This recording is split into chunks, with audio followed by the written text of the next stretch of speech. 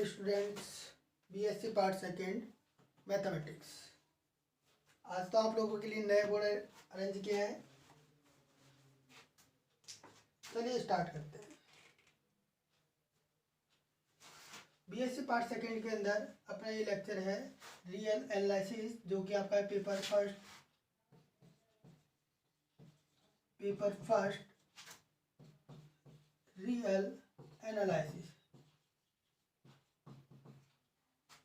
दिख रहा है सभी को? इसमें अपनी चल रही है यूनिट सेकेंड। कौन सा था? रियल सीक्वेंस, वास्तविक अनुक्रम। और ये अपना लेक्चर है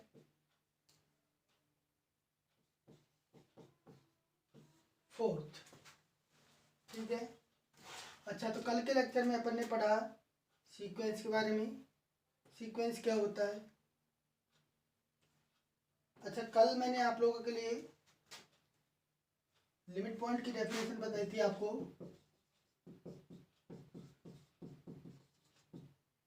limit point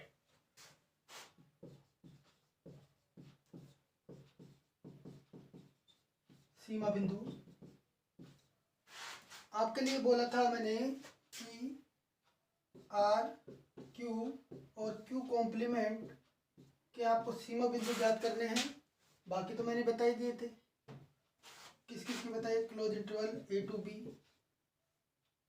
natural number Z, इन सभी की तो मैंने आपको बता ही दिए थे। इसका सीमा बिंदु क्या होता है?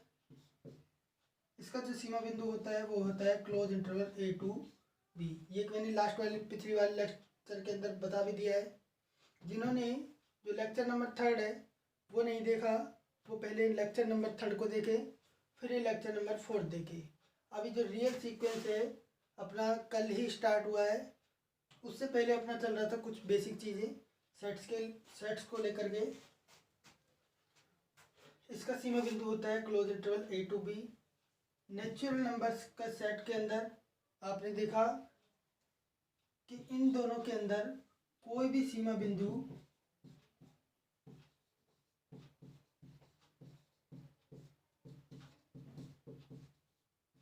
नहीं है।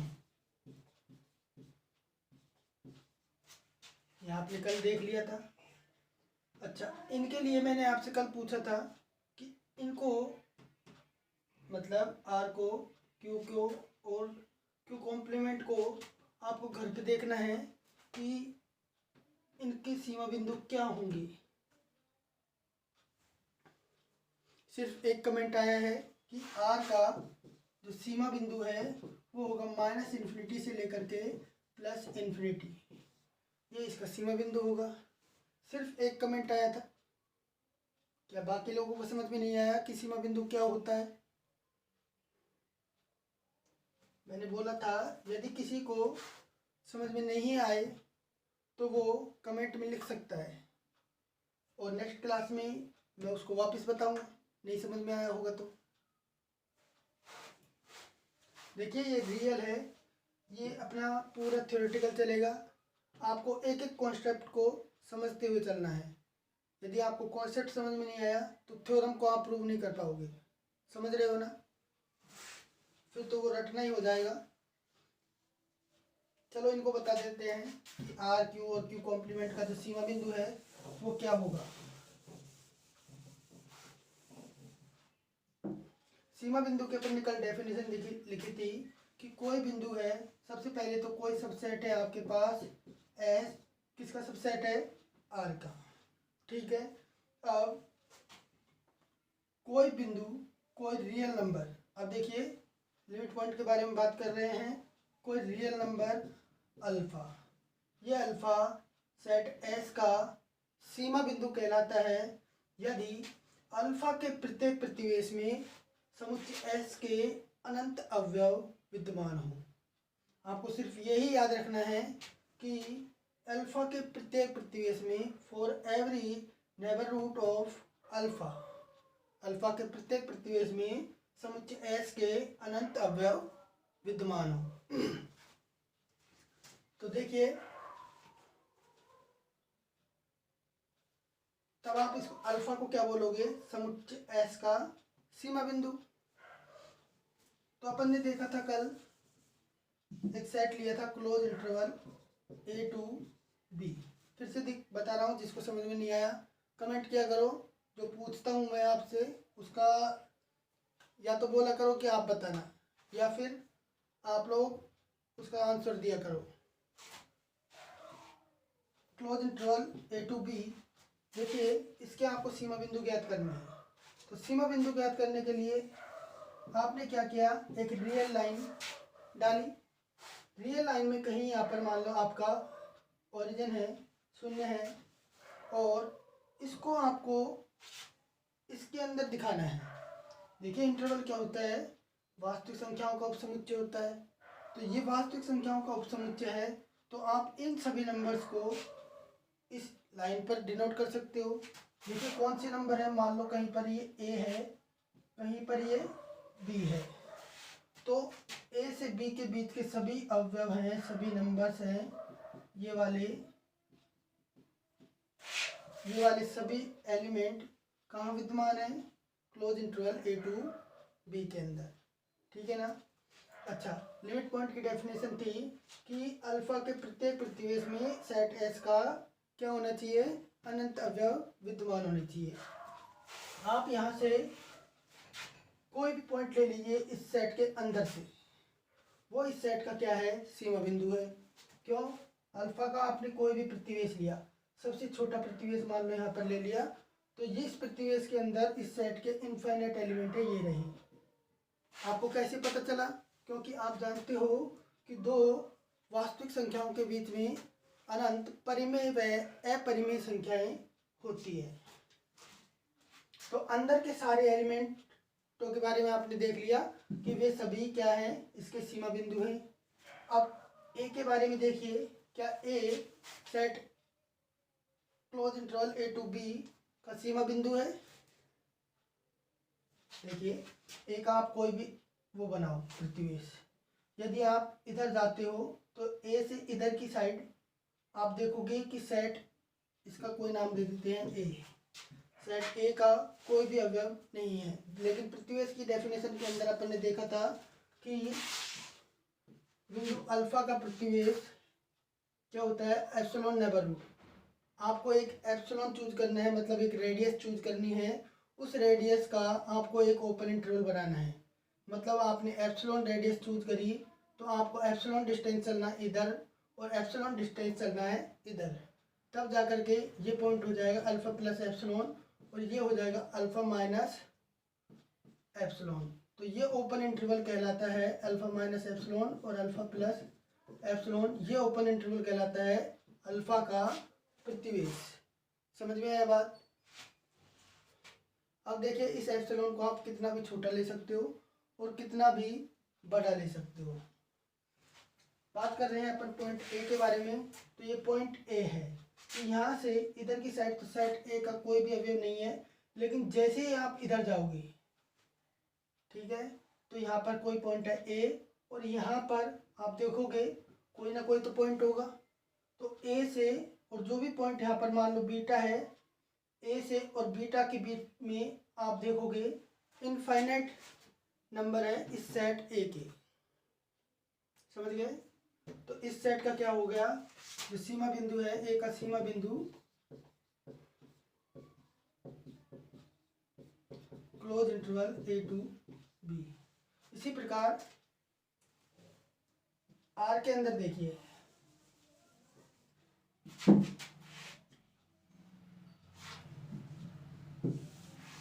अपन देखते हैं आर का सीमा बिंदु क्या होगा। आर क्या है, वास्तविक संख्याओं का समुच्चय। आर यहाँ पर है वास्तविक संख्याओं का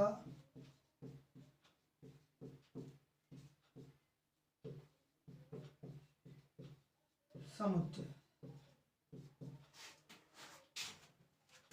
ये चीजें आपको सिर्फ समझाने के लिए हैं कि आप इन चीजों को समझ रहे हो या फिर नहीं, ये चीज़ें आगे भी आएंगी, एग्जाम में भी पूछी जाती है सीक्वेंस के अंदर कि लिमिट पॉइंट की डेफिनेशन बताइए। सीक्वेंस के अंदर थोड़ा सा चेंज है, अभी दिखाएंगे। देखिए ये आपका है -इन्फिनिटी टू इन्फिनिटी। जो आर होता है ये बराबर होता है -इन्फिनिटी से +इन्फिनिटी। ये ओपन इंटरवल है -इन्फिनिटी से इन्फिनिटी। समझ में आ गया? तो आर के अंदर आप देखिए -इन्फिनिटी से सभी बड़े अवयव, बड़ी संख्याएं, बड़े रियल नंबर और इन्फिनिटी से छोटे सभी रियल नंबर इस सेट आर के अंदर विद्यमान है। तो यहाँ से आप कोई भी एलिमेंट ले लीजिए अल्फा, उसके लिए आप देखोगे कि कोई भी प्रतिवेश ले लीजिए, उस प्रतिवेश के अंदर सारे के सारे जो एलिमेंट आएंगे वो किससे आएंगे?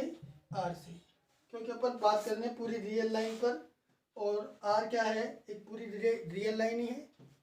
समझ रहे हो ना? अच्छा, क्यू और क्यू कॉम्प्लीमेंट के बारे में देखते हैं।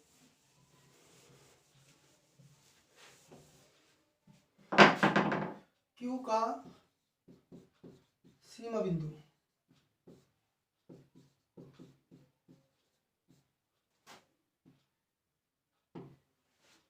क्यू का सीमा बिंदु।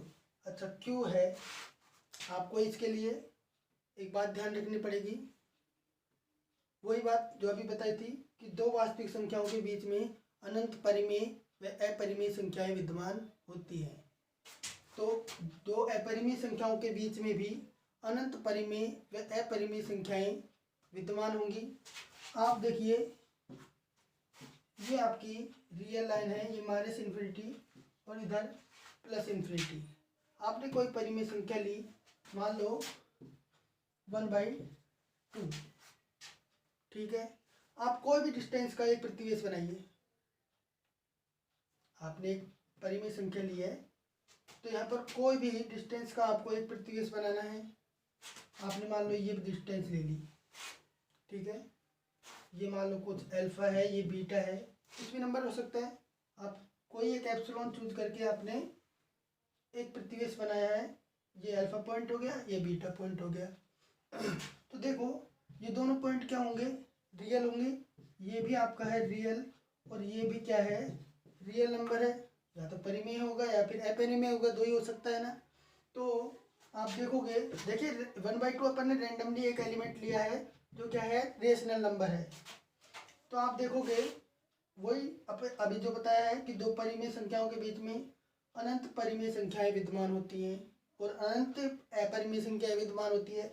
इसका मतलब आप कोई भी प्रतिवेश बना लीजिए रेशनल नंबर लेकर के, उस प्रतिवेश के अंदर अनंत परिमेय संख्याएं विद्यमान होती हैं। इसी प्रकार आप कोई भी इर्रेशनल नंबर ले लीजिए, रेशनल नंबर लेकर के आपने प्रतिवेश बनाया, तो उस प्रतिवेश के जो एंडिंग पॉइंट हैं वो क्या होंगे? रियल नंबर ही होंगे। ये बात तो क्लियर है। तो दो रियल नंबर्स के बीच में अनंत अपरिमेय संख्याएं भी विद्यमान होती हैं। इसका मतलब 1/2 भी क्या है? सीमा बिंदु है, और √2 भी सीमा बिंदु है। मतलब ये क्या है? परिमेय और ये अपरिमेय।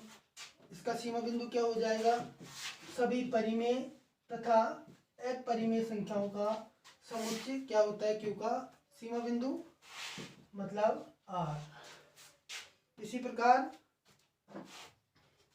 आप देख सकते हो क्यू कॉम्प्लीमेंट का भी जो सीमा बिंदु है वो भी आर ही होगा। आपने सेट से कोई एलिमेंट ले लिए, मैंने बोला था कि कोई वास्तविक संख्या अल्फा सेट का सीमा बिंदु कहलाती है, ये बोला था ना डेफिनेशन के अंदर। तो ये कोई ज़रूरी नहीं है कि जो सीमा बिंदु है वो सेट के अंदर से ही हो, वो रियल नंबर होना चाहिए। तो रियल नंबर, सारे के सारे रियल नंबर हैं, वो क्यू कॉम्प्लीमेंट के सीमा बिंदु हैं और क्यू के भी सीमा बिंदु हैं। जिसने कमेंट किया था, नाम मुझे ध्यान नहीं है, वो समझ गया? आप भी कमेंट किया करो, जो भी देख रहा है।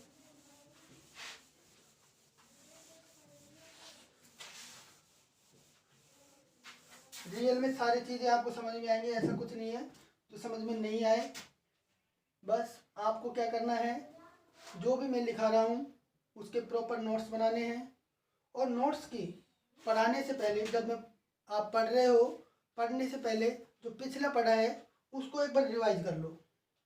वो यदि आपने रिवाइज कर लिया और आगे पढ़े तो आप देखना आपको कितना इंटरेस्ट आने वाला है रियल के अंदर।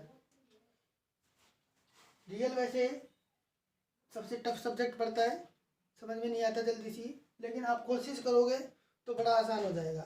1-2 यूनिट्स के अंदर आपको दिक्कत होगी, फिर उसके बाद कोई दिक्कत नहीं होगी। अपने चल रहा था रियल सीक्वेंस। अच्छा, रियल सीक्वेंस अनुक्रम, अनुक्रम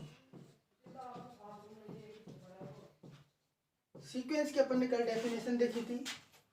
वे सभी फंक्शन जो प्राकृत संख्याओं के समुच्चय n से r में परिभाषित होते हैं वो क्या कहलाते हैं? वास्तविक अनुक्रम। यही पढ़ा था आपने। वे सभी फंक्शन जो नेचुरल नंबर्स के सेट से r पर परिभाषित होते हैं वो कहलाते हैं वास्तविक अनुक्रम। देखिए यहाँ पर n है, ये काउंटेबल सेट है। काउंटेबल अनकाउंटेबल आप आगे चल करके पढ़ोगे, अभी आपको इतनी ज़्यादा ज़रूरत नहीं है। तो आप यहाँ पर n की जगह q भी कर सकते हो, क्योंकि q है वो एक काउंटेबल सेट है, ये भी एक काउंटेबल सेट है, तो n की जगह आप q भी ले सकते हो। लेकिन n है वो ज़्यादा इजी पड़ता है, इसलिए अपन n को लेकर के चलते हैं।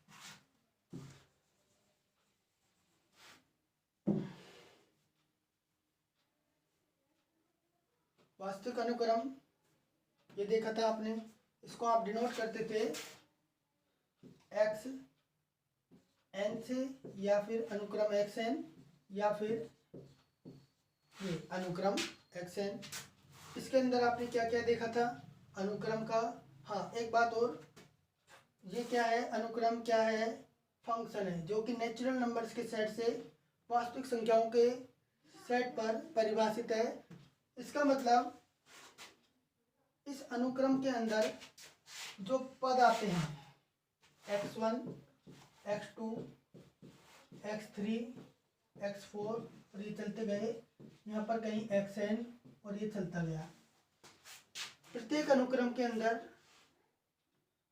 अनुक्रम के अनंत पद विद्यमान होते हैं, ये आपको ध्यान रखना है। इसका जो रेंज सेट है, परिसर समुच्चय है, उसके अंदर भले ही परिमित अवयव हो सकते हैं, लेकिन जो अनुक्रम है उसके अंदर तो हमेशा क्या आएंगे? अनंत पद ही आएंगे। यहाँ पर ये कहलाते हैं अनुक्रम के पद। ये तीसरा पद है, ये nवां पद है। n यहाँ पर डिनोट करता है अनुक्रम के पद को। मतलब आपने n बराबर कोई भी नंबर ले लिया, 5, ठीक है ना? 5 को आपने फंक्शन के अंदर डाला f5 आ गया। तो f5 क्या हो गया यहाँ पर? x, ये वाला एलिमेंट, और जो 5 है ये रिप्रेजेंट कर रहा है आपके पद को। समझ गए?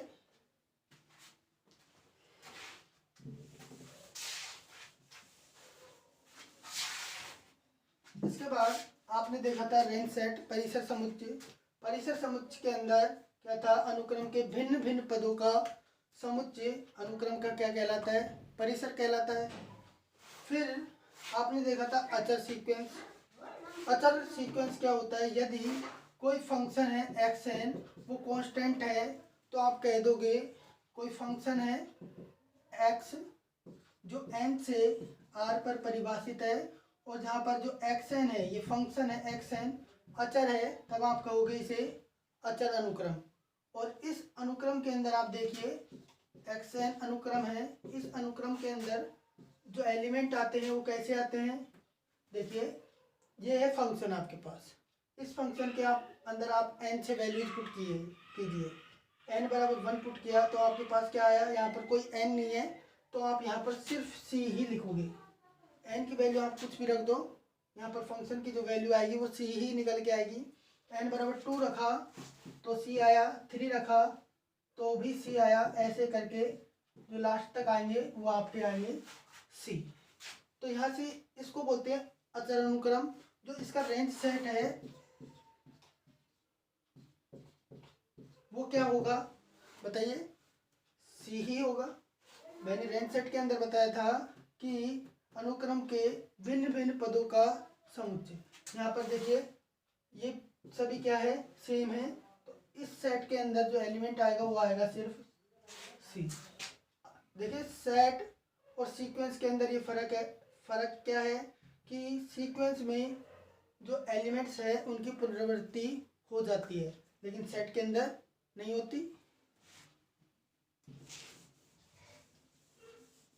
फिर अपन ने देखा था, जैसे सेट के अंदर अपन ने देखा था कि कोई सेट ऊपर से परिबद्ध कब होता है, जब उसका ऊपरी परिबंध एग्जिस्ट करता हो। ऊपरी परिबंध समझ रहे हो ना, सेट के सभी अवयवों से बड़ा कोई एक अवयव यदि आपको मिल जाए तो आप कह दोगे कि वो सेट क्या है, ऊपर से परिबद्ध है। इसी प्रकार आपने देखा था कि सीक्वेंस नीचे से परिबद्ध कब होगा, जब आपको एक ऐसा रियल नंबर मिल जाए जो अनुक्रम के प्रत्येक पद से क्या हो, छोटा हो, और उस रियल नंबर से छोटे सभी रियल नंबर क्या कहलाएंगे, उसके निम्न परिबंध। अच्छा, बाउंडेड सीक्वेंस क्या होता है, या आपको दो नंबर मिलने चाहिए। एक नंबर ऐसा हो जो सीक्वेंस के सभी नंबर से क्या हो, सभी पदों से क्या हो, बड़ा हो, और एक नंबर ऐसा होना चाहिए जो सीक्वेंस के सभी पदों से छोटा हो, तब आप बोलोगे उसको परिबद्ध अनुक्रम। उसके बाद आपने देखा था उच्चक।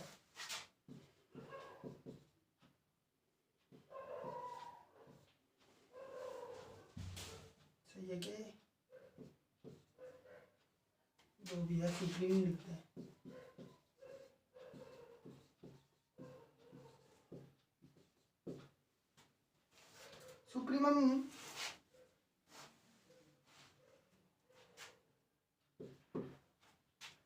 सुप्रीमम क्या होता है, उच्चक क्या होता है, लीस्ट अपर बाउंड, ऊपरी परिबंधों का सबसे छोटा अवयव। ऊपरी परिबंध मैंने अभी आपको बता दिया।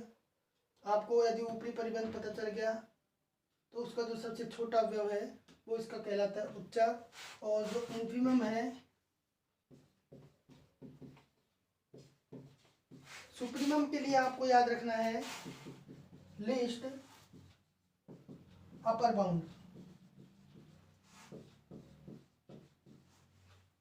और इन्फीमम के लिए आपको याद रखना है ग्रेटेस्ट लोअर बाउंड।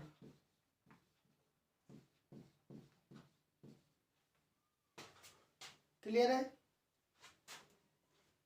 ये आपने देख लिए थे कल। अब नेक्स्ट अपन चलते हैं, लिखना स्टार्ट करिए। नेक्स्ट हेडिंग डालिए एक दिष्ट वर्धमान अनुक्रम।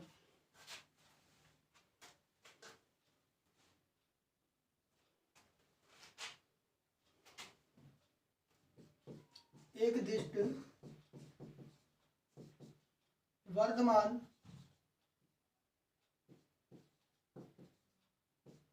अनुक्रम।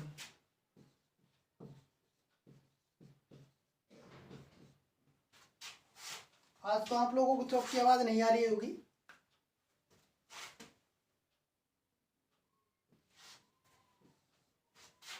इसको इंग्लिश में अपन बोलते हैं मोनोटोनिक इंक्रीजिंग सीक्वेंस।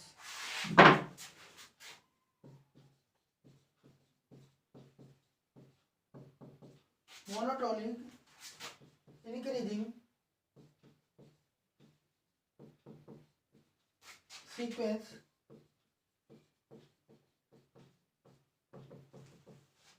हाँ जी, मोनोटोनिक इंक्रीजिंग सीक्वेंस। अनुक्रम एक्सन एक दिष्ट वर्धमान अनुक्रम कहलाता है। नाम से पता चल रहा है मोनोटोनिकली वो इंक्रीज हो रहा है, मतलब सीक्वेंस के जो नंबर्स पद हैं वो क्या आ रहे हैं, इंक्रीज होते हुए आ रहे हैं। मतलब उन पदों की जो वैल्यूज हैं वो बढ़ती हुई आ रही है, ग्रेटर होती जा रही है, बड़ी होती जा रही है। तो यहाँ से आप लिखिए अनुक्रम एक्सन एक दिष्ट वर्धमान अनुक्रम कहलाता है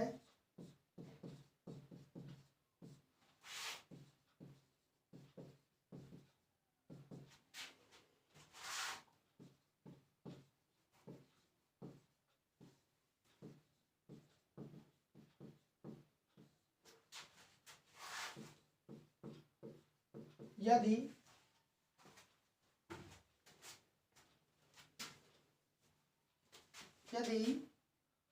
अनुक्रम का जो आपका mवां पद है वो लेस देन और इक्वल टू हो अनुक्रम के nवें पद से, और एक कंडीशन है for every m and n belongs to capital N, जहां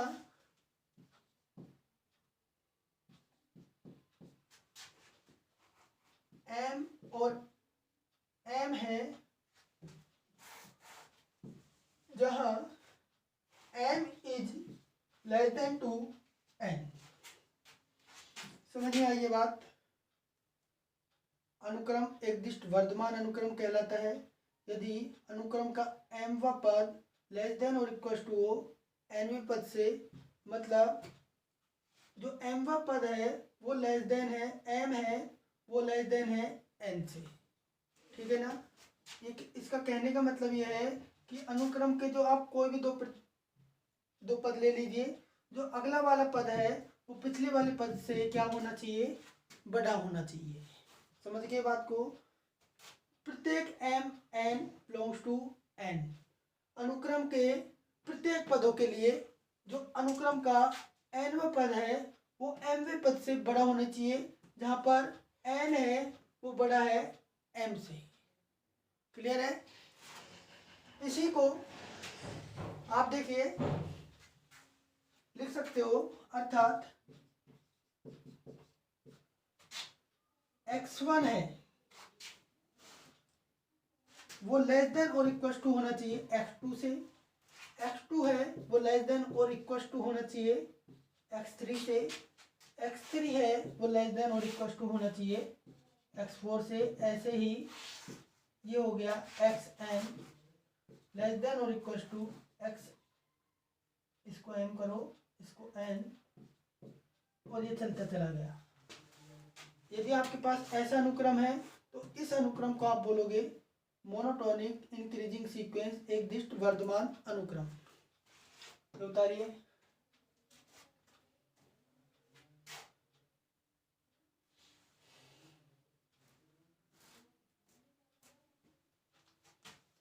यहाँ पर देखिए, ये जो आने वाला अगला पद है वो पिछले पद से या तो बड़ा हो या फिर बराबर हो, ये कंडीशन है। और ये प्रत्येक पद के लिए होना चाहिए, एक भी ऐसा पद नहीं मिलना चाहिए आपको कि आने वाला अगला पद पिछले पद से क्या हो? छोटा हो। ऐसा एक भी पद नहीं मिलना चाहिए। प्रत्येक पद के लिए आने वाला अगला पद पिछले पद से बड़ा या फिर बराबर होना चाहिए। नेक्स्ट लिखिए, निरंतर एकदिष्ट वर्धमान अनुक्रम।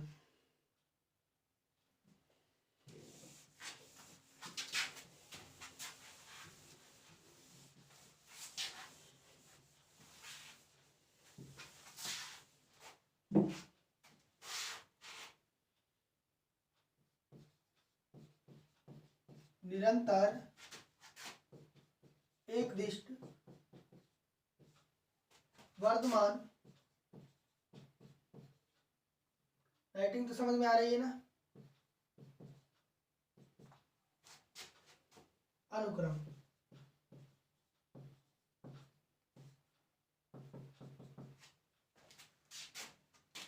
स्ट्रिक्टली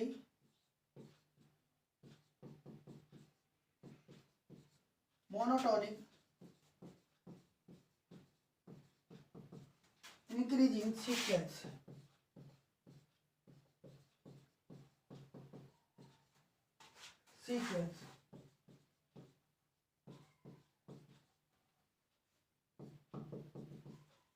सेम वैसे ही है, थोड़ा सा चेंज है।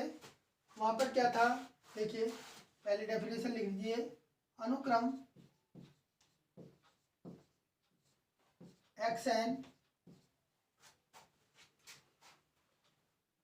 एकदिष्ट वर्धमान, निरंतर एकदिष्ट वर्धमान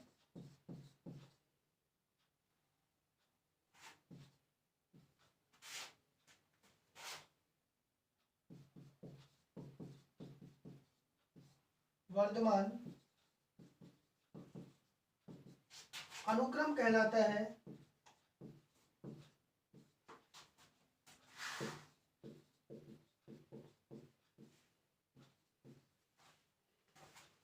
यदि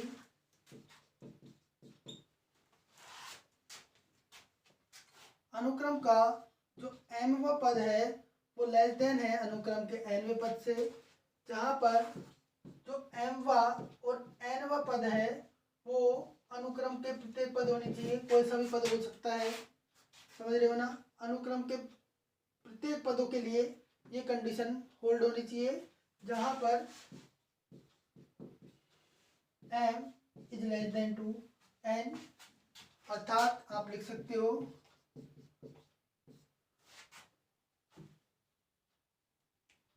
x1 क्या होगा यहाँ पर ग्रेटर देन या less than, x2 is less then 2, x3 is less then, ऐसे ही चलते चला गया नेक्स्ट आगे तक। ये उतारिए।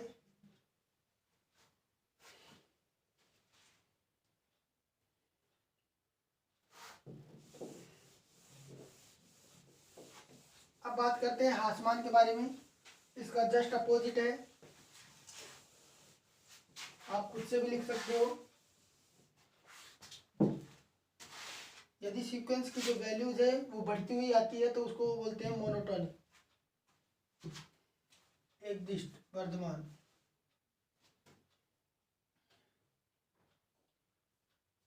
एकदिष्ट हासमान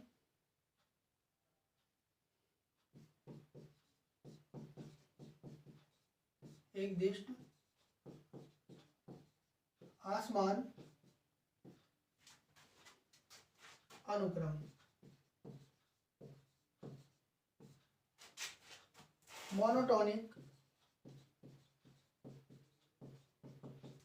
डिक्रीजिंग सीक्वेंस।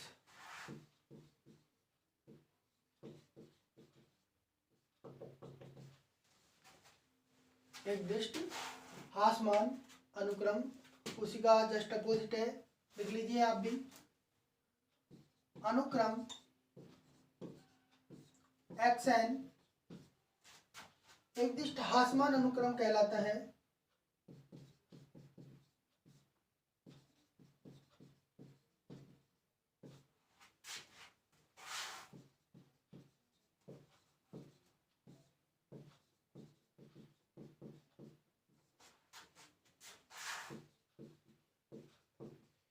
यदि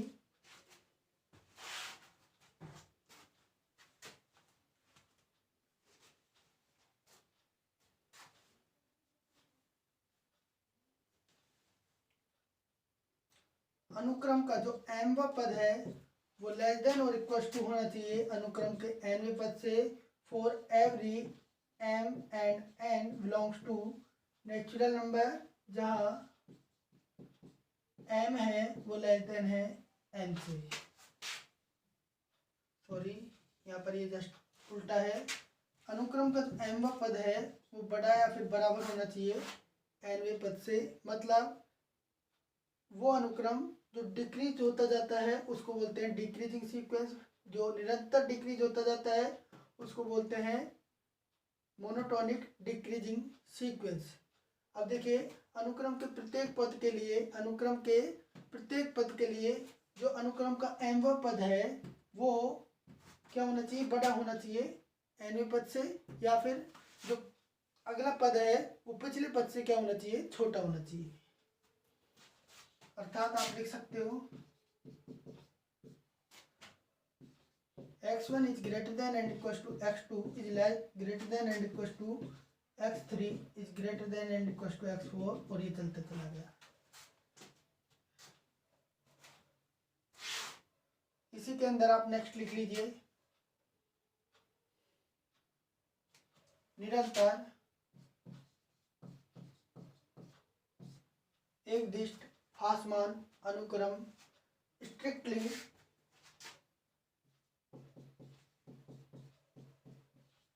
मोनोटोनिक डिक्रीजिंग सीक्वेंस।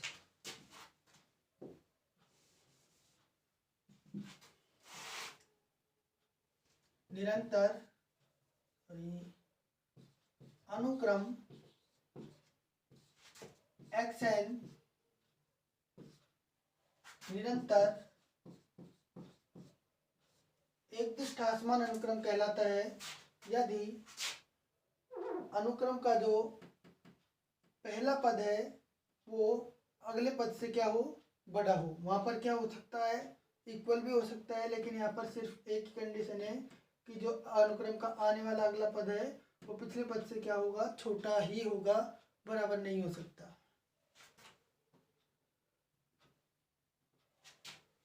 ये उतार लीजिए।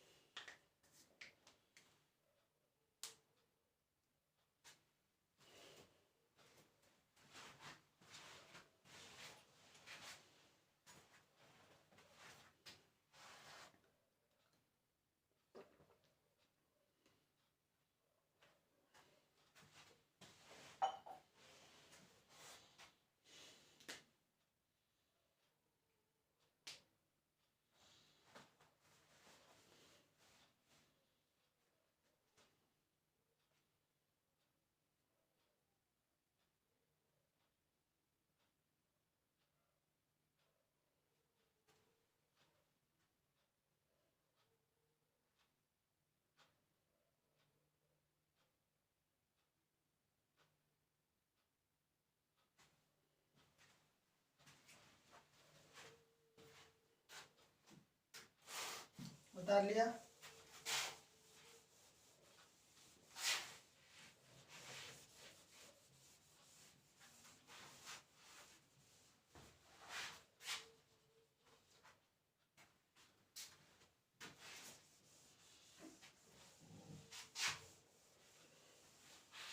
देखिए आप लोगों को आवाज़ कम आ रही होगी तो आप लोग ईयरफोन यूज किया करो।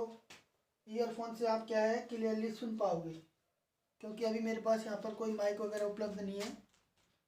बोर्ड तो आज ही बनवाया है आप लोगों के लिए, आप लोगों को कहने पर। वैसे सही भी है, उस पर चौक वगैरह ऐसे डस्ट वगैरह उड़ती है, नाक वगैरह में जम जाती है, वो परेशानी आती है। ये ठीक है। माइक भी मंगवाइए, ऑनलाइन किया हुआ है, आ जाएगा तब, और आवाज़ भी अच्छी हो जाएगी।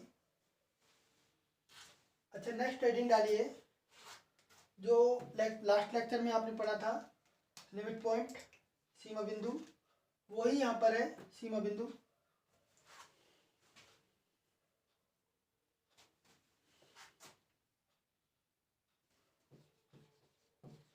सीमा बिंदु, लिमिट पॉइंट।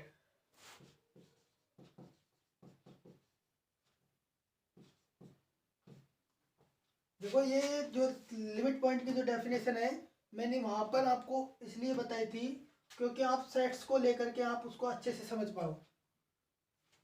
अब आपको ज़्यादा परेशानी नहीं आएगी सीमा बिंदु की जो डेफिनेशन है उसको समझने में, क्योंकि इसी को आप पहले पढ़ चुके हो, लिमिट पॉइंट।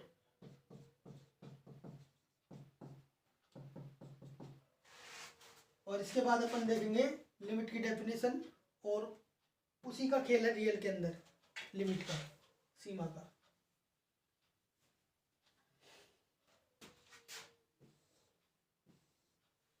देखिए, कोई वास्तविक संख्या अल्फा, कोई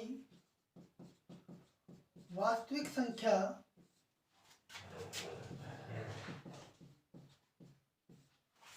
अल्फा अनुक्रम xn का सीमा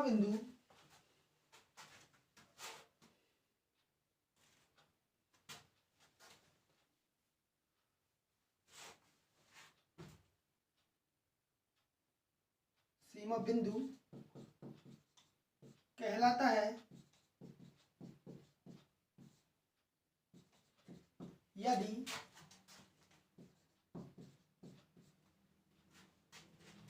यदि अल्फा के प्रत्येक प्रतिवेश में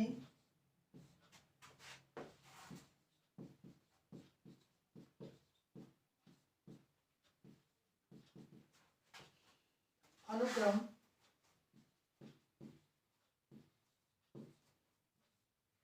एक्स एन के अनंत पद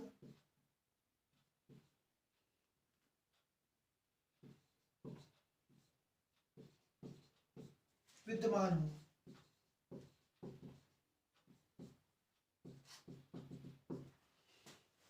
कोई वास्तविक संख्या अल्फा अनुक्रम xn का सीमा बिंदु कहलाता है यदि अल्फा के प्रत्येक प्रतिवेश में अनुक्रम के क्या हो, अनंत पद विद्यमान हो।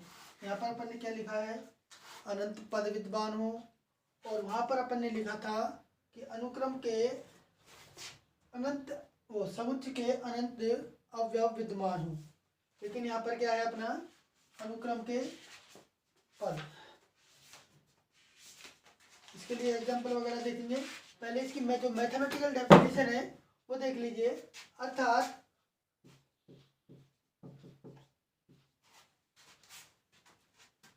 इंपॉर्टेंट चीज है मैथमेटिकल डेफिनेशन, उसी को अपन यूज करेंगे थ्योरम्स के अंदर। देखिए, प्रतिवेश आप किस चीज से बनाते हो, कोई एक एप्सिलॉन चूज करते हो, एप्सिलॉन से आप बनाते हो ओपन इंटरवल। क्लियर है ना बात।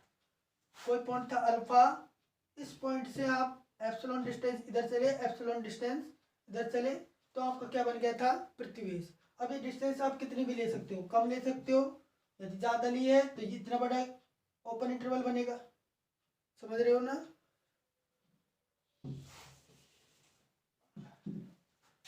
तो अपन ने लिखा है प्रत्येक प्रतिवेश के लिए, मतलब आप अलग अलग प्रतिवेश कैसे बना सकते हो, अलग अलग एप्सिलॉन लेकर के।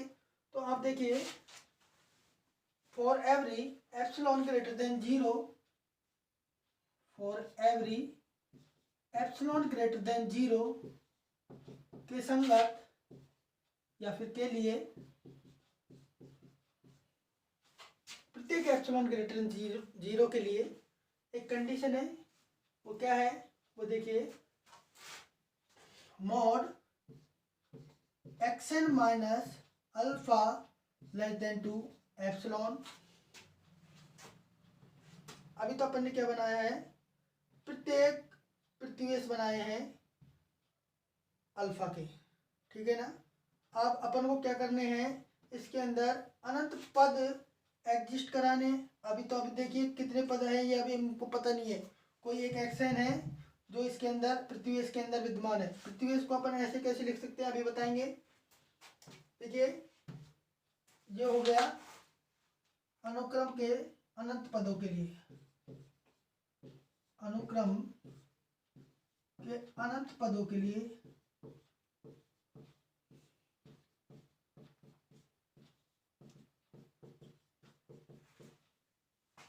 देखिए, ये जो प्रतिवेश है उसके अंदर ये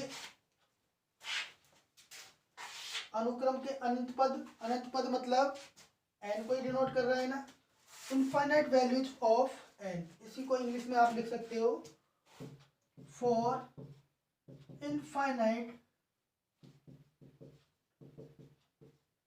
वैल्यूज ऑफ एन, ये भी लिख सकते हो for infinite values of N. अभी समझाएंगे इसी को आपको। देखिए, यदि आपको ये दिया हुआ है तो आप कैसे समझ सकते हो। आपके पास कोई एक पॉइंट है अल्फा, ठीक है, उससे मान लो आपने एप्सिलॉन डिस्टेंस का कोई एक प्रतिवेश बना लिया। ये हो गया अल्फा प्लस एप्सिलॉन और ये हो गया अल्फा माइनस एप्सिलॉन। अब ये क्या कह रहा है, for infinite values of N, या फिर अनंत अनुक्रम के अनंत पदों के लिए। अनुक्रम के जो अनंत पद हैं, अलग अलग जो पद हैं, उन पदों के लिए जो अल्फा और एक्सएन अनुक्रम का पद कौन सा हो गया, जो भी पद मान लो आपने कोई भी एक पद ले लिया, उस पद का अल्फा के साथ जो डिस्टेंस है, मोड किसको डिफाइन करता है, मोड डिफाइन करता है डिस्टेंस को। अल्फा और एक्सएन का जो डिस्टेंस है वो क्या होना चाहिए, लेस देन एप्सिलॉन, ठीक है ना। ये लेस देन एप्सिलॉन कब होगा, जब ये एक्सएन है वो इस प्रतिवेश के अंदर हो। समझ रहे हो। यदि एक्सएन मान लो आपका यहाँ पर है, तो आपको दिख रहा है ये जो डिस्टेंस है ये इस डिस्टेंस अल्फा से क्या है, कम है ना। यदि एक्स एन आपको इसके बाहर मिला, ये एक्स एन हो गया, तो ये क्या हो जाएगा, mod x N minus alpha greater than 2 epsilon. ये मैथमेटिकल डेफिनेशन है, इसको समझाने के लिए। समझ में आ गई ये बात? जिसको समझ में नहीं आई वो वापस बैक करके देख सकते हो वीडियो को। क्या कह रहा है कि अनुक्रम के जो अनंत पद हैं, अलग अलग जो आपने पद लिए हैं, उन सभी का जो डिस्टेंस अल्फा के साथ लेते हो तो उनका जो डिस्टेंस है वो लेस देन होना एप्सिलॉन, लेस देन होना चाहिए एप्सिलॉन से। यदि आपको ये डेफिनेशन क्लियर है तो ये भी क्लियर होगी। ये जो है ये चीज इसी को ही डिफाइन कर रही है। और यहाँ पर आपको कंडीशन भी दे दी गई है कि अनुक्रम के अनंत पद इस कंडीशन को सेटिस्फाई करने चाहिए। क्या कंडीशन है कि अल्फा और एक्सन का जो डिस्टेंस है वो लेस देन होना चाहिए एप्सिलॉन से, जो मैंने दिखा दिया है आपको। ये डिस्टेंस कब कम होगी, अनुक्रम के जो पद हैं उनकी अल्फा से जो डिस्टेंस है एप्सिलॉन से कब होगी, जब वो इस प्रतिवेश के अंदर विद्यमान हो।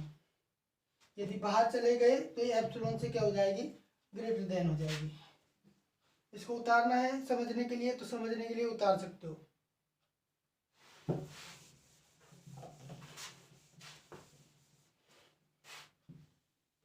इसका मतलब वही है, देखिए आप इसको ऐसे भी लिख सकते हो कि मोड को हटाएंगे तो ये जो वैल्यू है वो कहाँ से कहाँ तक वेरी कर रही है, माइनस एप्सिलॉन से लेकर के प्लस एप्सिलॉन तक। तो इसी को आप लिख सकते हो minus epsilon is less then 2 action minus alpha is less then 2 epsilon. और ये जो लाइन है आपकी एज इट इज। नेक्स्ट देखिए, इसी को आप क्या लिख सकते हो, ये लाइन आपको यहाँ पर एज इट इज उतारनी है। नेक्स्ट इसको क्या लिख सकते हो, यहाँ पर ऐसा भी क्या है, इसमें 3 पद है, 1 2 3, तीनों में प्लस ऐड कर देते हैं। तो ये क्या हो जाएगा, प्लस ऐड करेंगे तो alpha minus epsilon is less then 2, plus से अल्फा कैंसिल, ये आ गया एक्स एन, और इधर अल्फा प्लस एप्सिलॉन, ये लिख सकते हो। सेम वही लाइन। नेक्स्ट ये क्या है कि एक्स एन है वो कहाँ पर है, अल्फा माइनस एप्सिलॉन से लेकर के अल्फा प्लस एप्सिलॉन के बीच में। मतलब ये कहाँ बिलोंग कर रहा है, एक्स एन बिलोंग कर रहा है alpha minus epsilon to alpha plus epsilon के अंदर। और ये कंडीशन क्या है कि infinite values of N, for infinite values of N, ये उतार लीजिए। ये हो गई अपनी लिमिट पॉइंट की डेफिनेशन।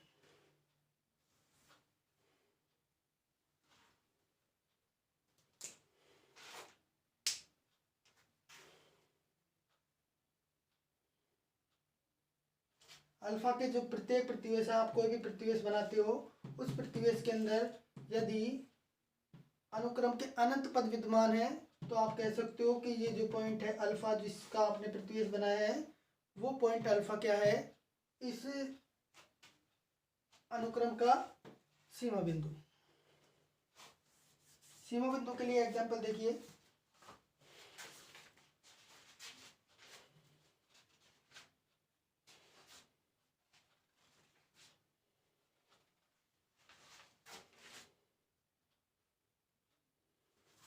-1 की पावर n अपॉन n, ये मिटा रहा हूं।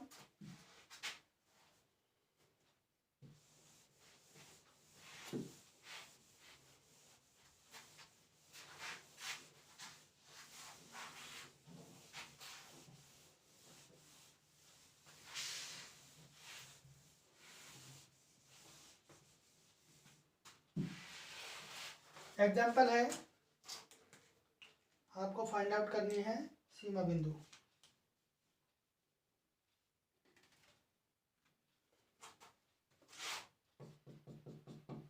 अनुक्रम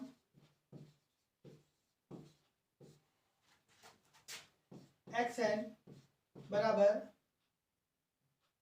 अनुक्रम -1 की पावर n अपॉन n।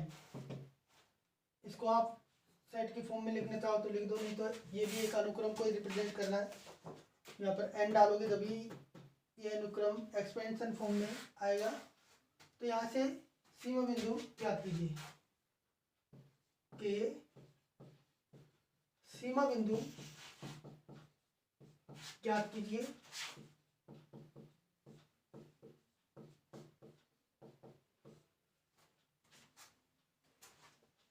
मैंने बताया सीमा बिंदु है वो इसके अंदर भी हो सकता है और इसके बाहर भी हो सकता है अनुक्रम के।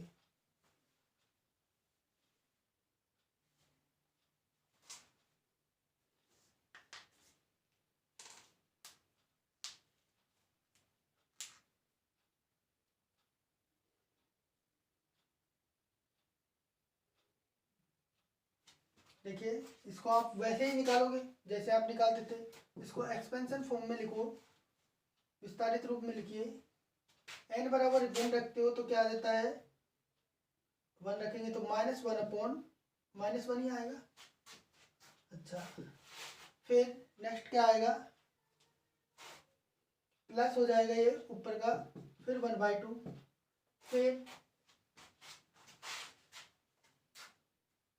-1/3 प्लस 1/4, फिर -1/5, फिर 1/6, ऐसे ये चलता चला जाएगा, मतलब ये बढ़ता जा रहा है।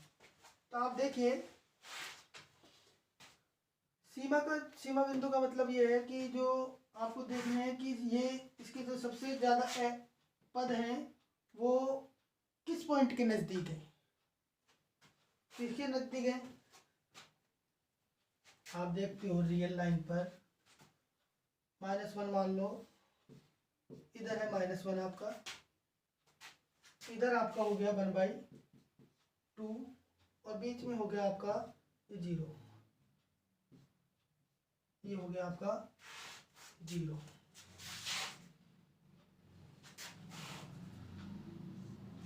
ये आपका 0 हो गया। तो आप देखिए इनको रिप्रेजेंट करिए यहाँ पर। अब जो पॉइंट्स हैं वो नज़दीक आते जाएंगे दोनों तरफ से 0 की तरफ, समझ रहे हो ना। देखिए 1/2 इधर -1/3, -1/2 यहाँ पर आता 1/3 मान लो, और इसके नज़दीक ले लेते हैं ये -1/3, इधर आ गया 1/4, इसका जस्ट हाफ 1/4। अब -1/5 इधर आ गया, इधर आ गया, फिर देखो ये इधर से बढ़ रहा है, ये इधर से बढ़ रहा है, मतलब सबसे ज़्यादा जो एलिमेंट है वो 0 के पास आएंगे। तो इसका जो सीमा बिंदु हो जाएगा वो क्या हो जाएगा, 0 हो जाएगा। आप देखिए जो यहाँ पर आएंगे जो एलिमेंट वो सबसे ज़्यादा होंगे। यहाँ पर तो बहुत ज़्यादा एलिमेंट हो जाएंगे इस सेट के, यहाँ पर बहुत ज़्यादा एलिमेंट हो जाएंगे।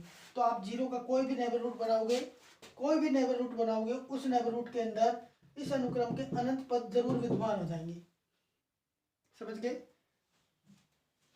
और एग्जाम्पल, एक एग्जाम्पल और देखिए, कोई अनुक्रम है xn, तो अनुक्रम xn बराबर -1 की पावर n अपॉन n का सीमा बिंदु क्या हो जाएगा, यहाँ से 0।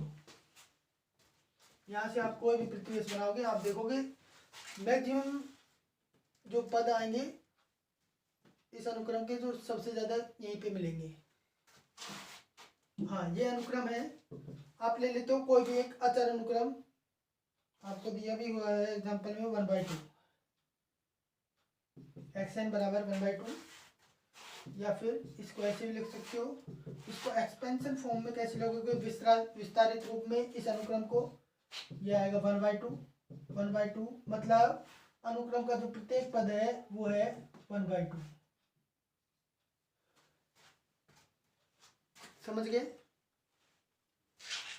तो यहाँ से सिर्फ एक ही पॉइंट होगा सीमा बिंदु इसका, कौन सा, 1/2। देखिए ये है आपका 1/2। अब आप इसका कोई भी प्रतिवेश बनाइए, ये बना दिया, ठीक है। मैंने डेफिनेशन के अंदर बोला है, हालांकि इस प्रतिवेश के अंदर इसका कोई भी आप प्रतिवेश लोगे, उसके अंदर जो अनुक्रम का जो अवयव आएगा वो सिर्फ एक ही आएगा। अनुक्रम की कौन सी संख्या आएगी? 1/2। लेकिन अपन ने जो सीक्वेंस की डेफिनेशन थी, सीक्वेंस में लिमिट पॉइंट की, उसके अंदर अपन ने देखा था कि सीमा बिंदु के प्रतिवेश में क्या आनी चाहिए? अनुक्रम के अनंत पद विद्यमान होने चाहिए। समझ रहे हो ना? तो इसके अंदर कितने पद होंगे? अनुक्रम के अनंत पद हैं। सारे के सारे पद ही क्या हैं? देखिए ये भी एक पद है, ये भी पद है, ये भी पद है, तो सभी पद इसके अंदर विद्यमान है। इसका मतलब 1/2 क्या हो जाएगा? अनुक्रम का सीमा बिंदु। यदि आपके पास कोई एक सेट होता, सेट ए बराबर 1/2, तब इस सेट का कोई भी सीमा बिंदु नहीं होता। समझ रहे हो ना? सेट के लिए इस सेट का तो कोई भी सीमा बिंदु नहीं है, लेकिन अनुक्रम के लिए इसका जो सीमा बिंदु है वो 1/2 है। का सीमा बिंदु, अनुक्रम xn का सीमा बिंदु 1/2, ये उतार लो।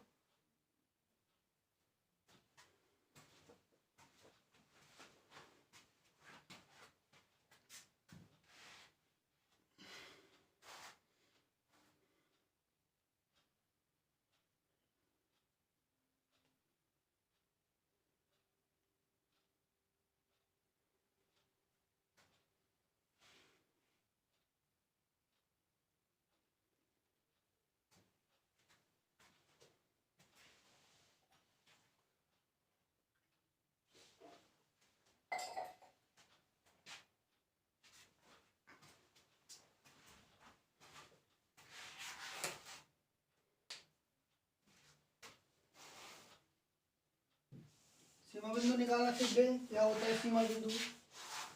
डेफिनेशन समझ में आ गई सभी को? कमेंट करके बताना यदि किसी को समझ में नहीं आई हो, तो कुछ भी बातें जो मैंने पढ़ाया है यदि समझ में नहीं आया हो तो कमेंट कर देना।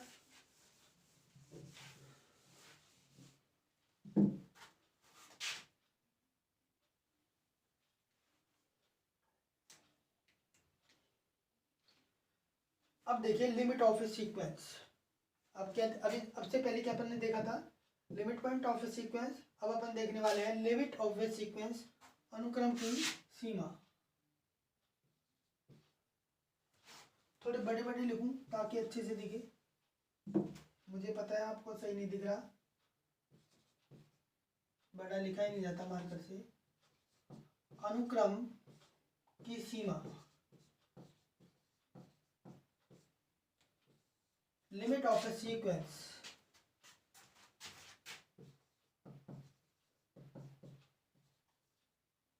ए सीक्वेंस।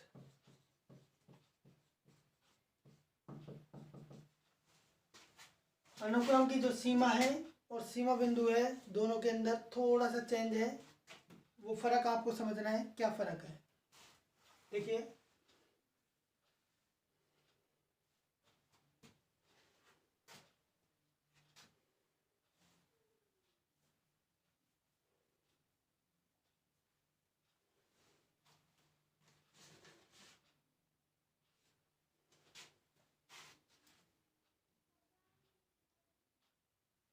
एक वास्तविक संख्या अल्फा अनुक्रम की सीमा कहलाती है, या फिर कोई वास्तविक संख्या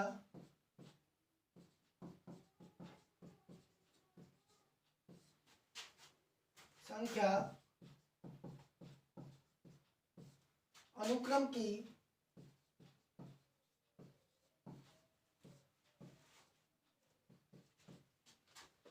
सीमा कहलाती है।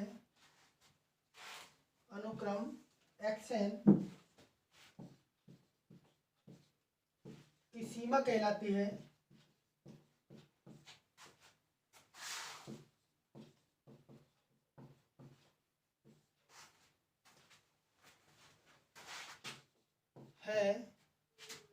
यदि, अब देखिए देखिए यहाँ पर अपन जो देखने वाले हैं पूरी की पूरी मैथमेटिकल डेफिनेशन देखेंगे। यदि स्विच एप्सिलॉन ग्रेटर देन 0, अभी बताएंगे क्या है ये definition. Switch epsilon greater than 0 के संगत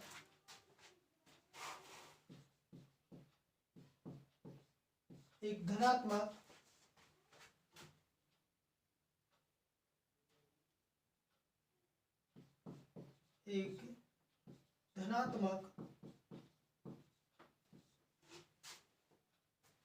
प्राकृत संख्या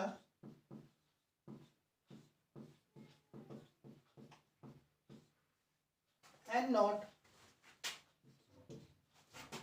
इस प्रकार विद्यमान हो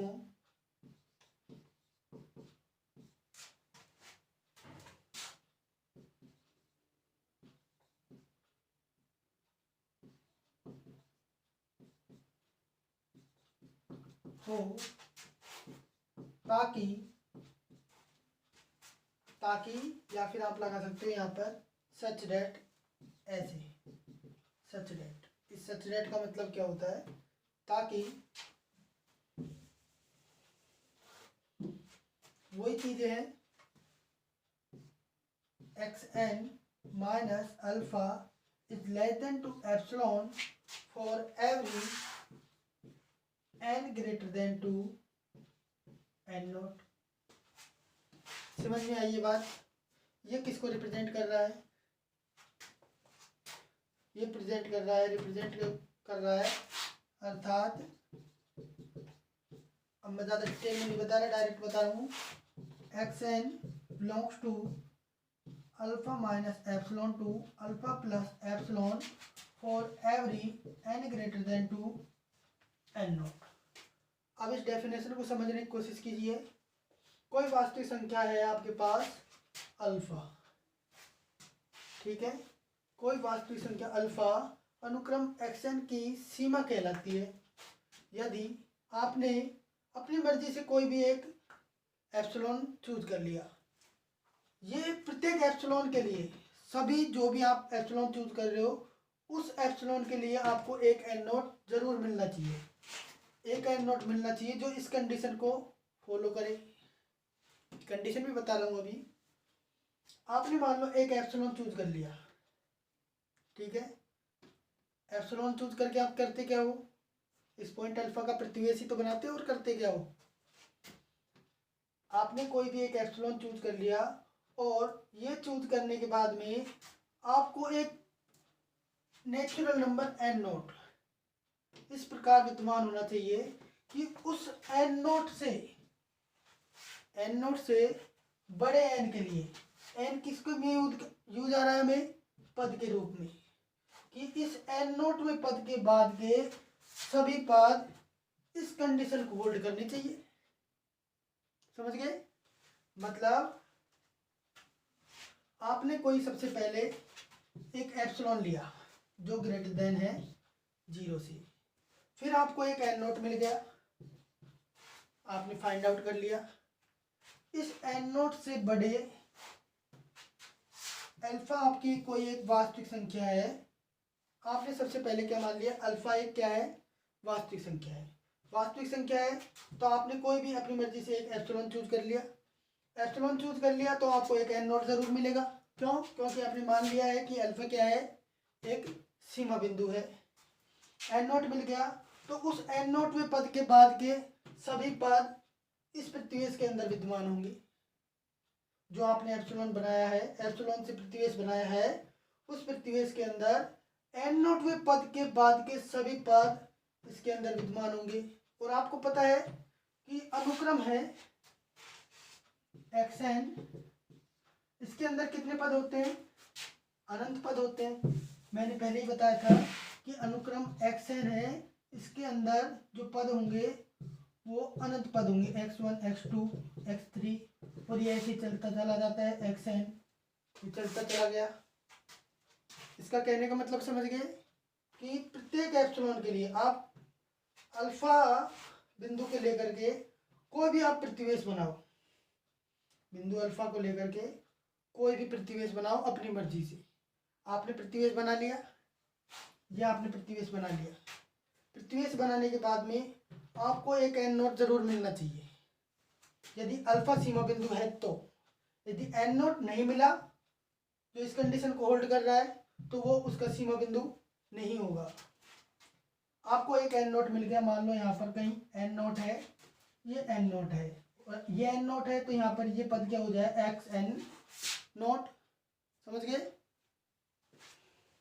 तो इस एक्स एन नोट्स के बाद के सभी अवयव, सभी इनफाइनाइट एलिमेंट इस सेट के अंदर, इस प्रतिवेश के अंदर विद्यमान होने चाहिए। ये डेफिनेशन कह रही है अनुक्रम की सीमा की। और अनुक्रम की जो सीमा बिंदु है उसकी जो डेफिनेशन क्या कहती है कि अनुक्रम के अनंत पद होने चाहिए प्रत्येक प्रतिवेश के अंदर। अनुक्रम का कोई सा भी पद हो सकता है सीमा बिंदु में तो, लेकिन अनुक्रम की जो सीमा है उसमें एक पर्टिकुलर पद है, उस पद के बाद के सारे पद इस प्रतिवेश के अंदर विद्यमान होते हैं। ठीक है, 2 मिनट आप उतारिए।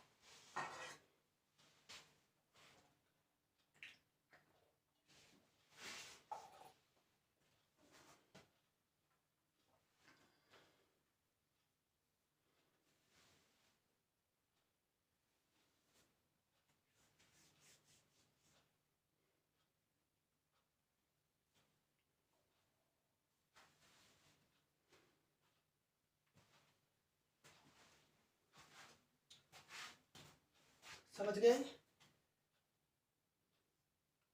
अभी क्या है, खाना खा के आए हैं तो थोड़ा बोलने में ऐसे ही परेशानी सी आ रही है, लेकिन समझाएंगे आप लोगों को तो क्या है।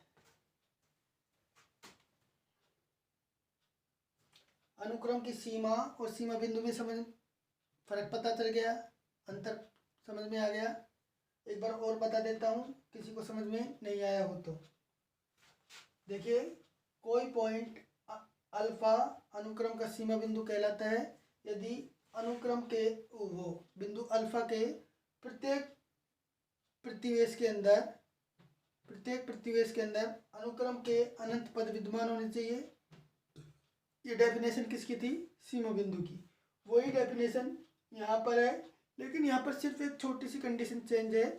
कंडीशन क्या है कि वहाँ पर तो अनुक्रम के कोई से भी पद आ सकते थे सीमा बिंदु के अंदर, पहला भी आ सकता, तीसरा भी, चौथा भी, पांचवा भी, सातवां भी, कोई भी रह भी जाते, कोई सा भी आ सकता था। लेकिन जो सीमा है, सीमा के अंदर क्या कह रहा है कि आपको एक पद ऐसा जरूर मिलना चाहिए कि उस पद के सारे अवयव उस प्रतिवेश के अंदर विद्यमान हो। मान लो आपने इस प्रतिवेश को छोटा बना दिया, मतलब एप्सिलॉन को और छोटा ले लिया, तो क्या पता एन नोट है, जो आपको एन नोट है वो और बड़ा मिले, आगे जाकर के मिले, लेकिन मिलना चाहिए सीमा बिंदु के लिए। एप्सिलॉन को चेंज करते जाओगे, एन नोट आपका चेंज होता जाएगा।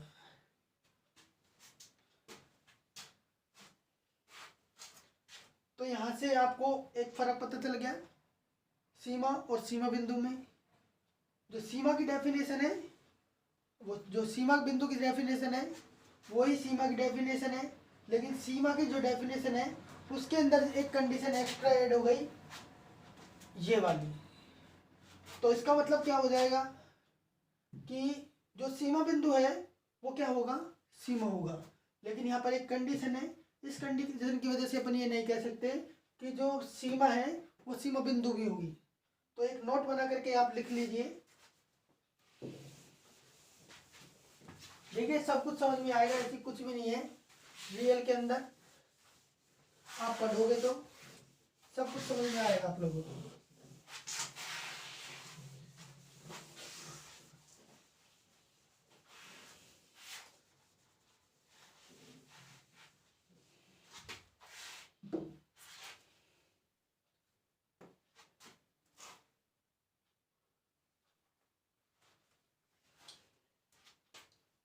नोट लगा करके लिखिए। इस नोट को अपन एक एग्जांपल से भी देखेंगे अभी। देखिए, प्रत्येक सीमा बिंदु अनुक्रम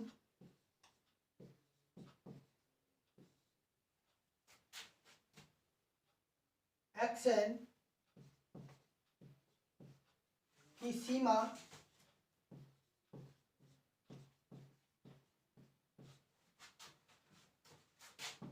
अनुक्रम xn का सीमा बिंदु भी होती है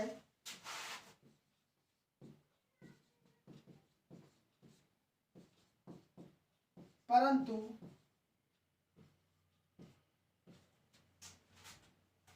इसका विलोम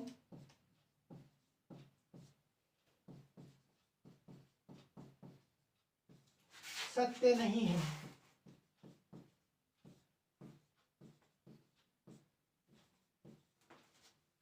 अच्छा, जो आपने सीमा की डेफिनेशन लिखी थी, लिमिट की जो डेफिनेशन लिखी थी, उसके अंदर एक लाइन और लिखिए, जगह होगी ना आपके पास, उसमें लिखिए। सीमा के अंदर लिखा रहे हैं, एक लाइन रह गई है कि इसे, लिमिट को आप पहले ही पढ़े हो, कैसे रिप्रेजेंट करते थे। इसे प्रतीकात्मक रूप से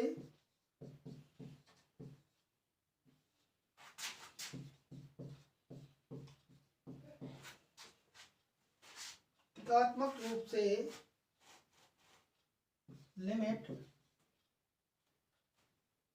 xn n tending to infinity बराबर, लिमिट क्या ली थी अपन ने, अल्फा से व्यक्त करते हैं।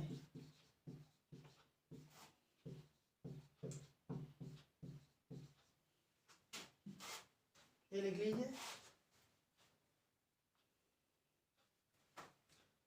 देखिए, जो सीमा और सीमा बिंदु की जो मैंने डेफिनेशन लिखी है, लिखवाई है मैथमेटिकली फॉर्म में, यदि किसी को समझ में नहीं आई हो तो कमेंट में लिख देना, मैं फिर से आपको समझाने की कोशिश करूँगा। दोनों के बीच में फ़र्क है, वो समझ में नहीं आया हो तो भी कमेंट में लिख देना, फिर से समझाने की कोशिश करेंगे। और इसे इस प्रकार रिप्रेजेंट करते हैं।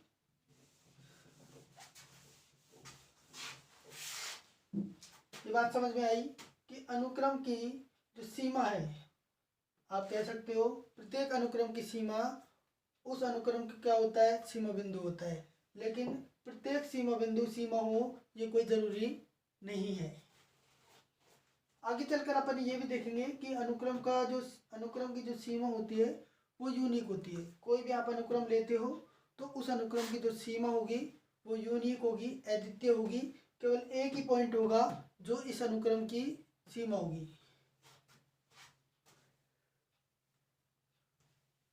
ये देख लीजिए, इसको एक एग्जांपल से देखते हैं। एग्जांपल है, आपके पास कोई एक अनुक्रम है xn बराबर अनुक्रम -1 की पावर n। ये कोई एक अनुक्रम है, इसको आप एक्सपेंशन फॉर्म में लिखिए। n बराबर 1 रखा तो क्या है, फर्स्ट पद क्या है इसका अनुक्रम का, -1 +1 फिर -1 फिर +1 फिर -1। आप देखिए इसका जो सीमा बिंदु है वो क्या होगा, आपको क्लियर दिख रहा है, दिख रहा है ना। बात कर रहा हूं मैं सीमा बिंदु के बारे में कि सीमा बिंदु क्या होता है, इसका क्या है, इसका सीमा बिंदु। ये है अनुक्रम xn, अनुक्रम xn का सीमा बिंदु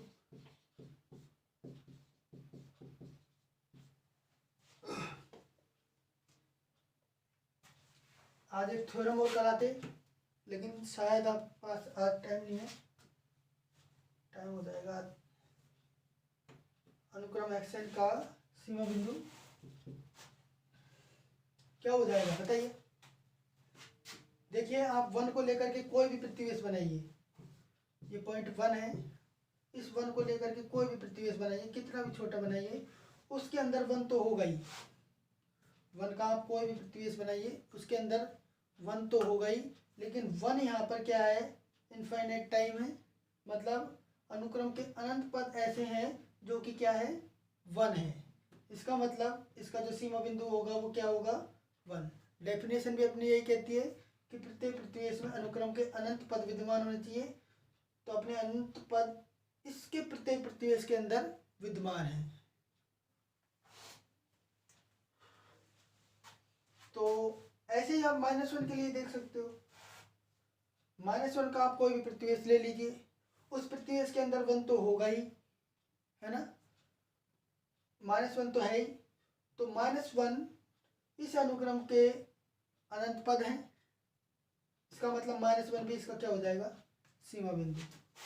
ये हो गया -1 और ये हो गया +1। अपन ने क्या लिखा है कि प्रत्येक सीमा बिंदु होती है, लेकिन इसका जो कन्वर्स है, कन्वर्स क्या है कि सीमा बिंदु सीमा हो, ये कोई जरूरी नहीं है। तो आप -1 को लेकर के चेक करिए कि -1 इस अनुक्रम की सीमा है या फिर नहीं है। कैसे पता चलेगा,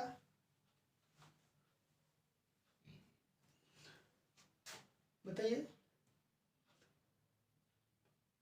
इस अनुक्रम की सीमा है या नहीं है।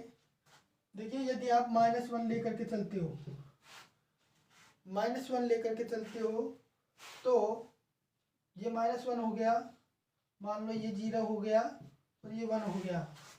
मैंने क्या कहा था कि प्रत्येक प्रतिवेश के अंदर, प्रत्येक प्रतिवेश के लिए आपको एक एंड नोट मिलेगा, एक पद ऐसा मिलेगा कि उस पद के बाद के सभी पद उसके प्रतिवेश के अंदर विद्यमान हो।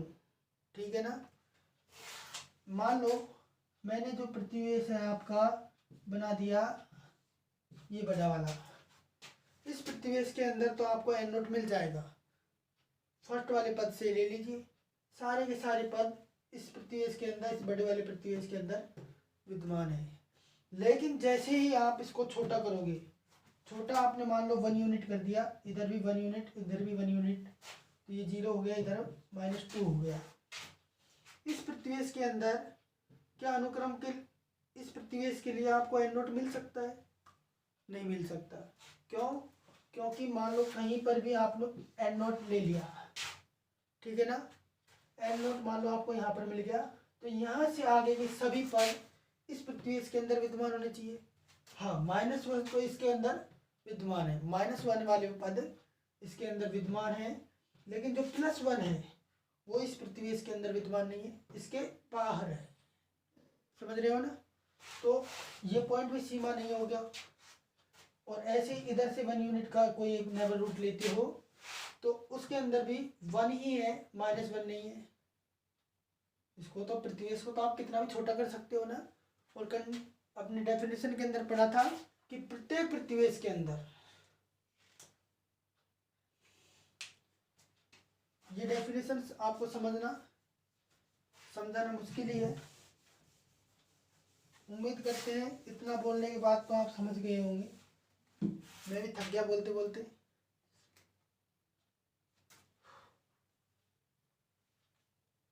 चलो नेक्स्ट चलते हैं। ये उतार लीजिए, ये नोट, और ये जो नोट है, इसका जो कन्वर्स है, कन्वर्स को सिद्ध करने के लिए अपन ने एक एग्जांपल आपको दिखा दिया।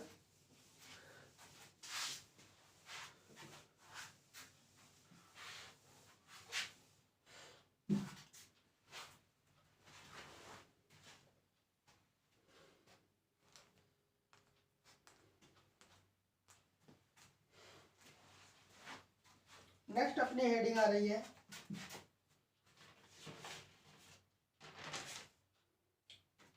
अनुक्रम का अभिसरण, convergence of a sequence.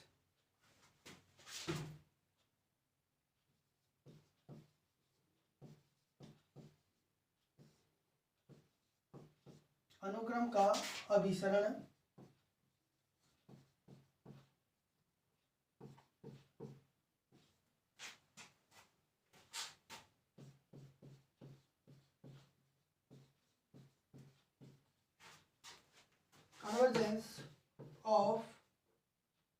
Sequence.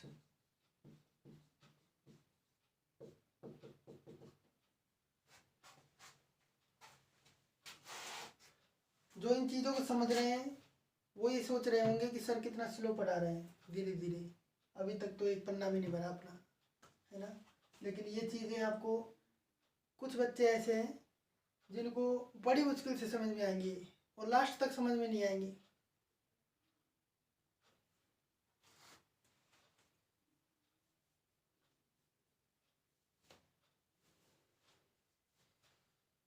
जो इन चीज़ों को समझ रहा है तो वो समझना अपने आप में ही कि वो इंटेलिजेंट बंदा है, सारी चीज़ों को समझ सकता है। देखिए रियल के अंदर आप इंटरेस्ट बनाओगे तो आपके लिए जो रियल है, रियल का ये पेपर है, वो इंटरेस्टेड हो जाएगा। सबसे अच्छा पेपर आपको यही लगेगा यदि आप इंटरेस्ट रखोगे तो। मतलब इंटरेस्ट कैसे रखना, ऐसे नहीं कि आपने खुद ने इंटरेस्ट रखा, किया कुछ भी नहीं। आपको करना भी है कुछ, प्रॉपर नोट्स बनाने हैं।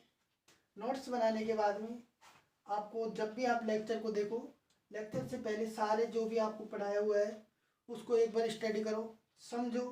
कोई चीज़ समझ में नहीं आ रही तो कमेंट में डालो, मेरे नंबर पे मैसेज कर दो, आपके पास तो होंगे सबके पास, मैंने दिए भी थी आपको कॉलेज के अंदर, तो उस पर मैसेज कर दिया करो कि सर ये चीज़ें बताओ, मैं फिर अगली नेक्स्ट क्लास में बता दूँ। 2 घंटे क्लास होती है अपनी, 2 घंटे की, तो कोई दिक्कत नहीं है, काफ़ी टाइम है अपने पास। ज़्यादा 2 घंटे में तो आपकी सिलेबस ऐसा नहीं है कि रह जाएगा, काफ़ी अच्छे से हो जाएगा। 2-2.5 महीने में सारी बुक कंप्लीट हो जाएगी, ऐसा नहीं है। स्टार्ट करते हैं। अनुक्रम का अभिसरण, कन्वर्जेंस ऑफ ए सीक्वेंस। इसमें नंबर 1 लिखिए, अभिसारी अनुक्रम। कोई भी अनुक्रम अभिसारी अनुक्रम कब कहलाता है? तो डेफिनेशन है, यदि अनुक्रम एक्शन की सीमा नंबर 1 अभिसारी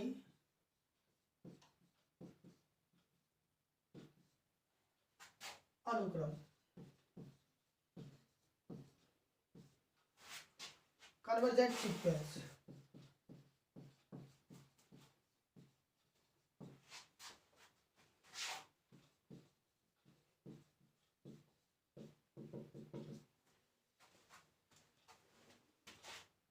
कन्वर्जेंट सीक्वेंस यदि अनुक्रम एक्शन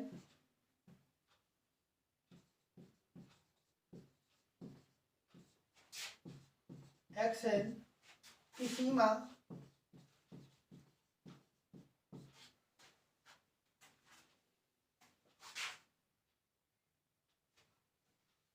परिमित, अनुक्रम एक्शन की सीमा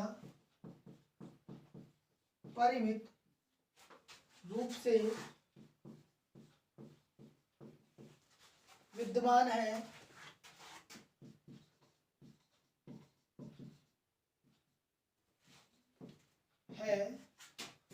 तो अनुक्रम एक्शन अभिसारी अनुक्रम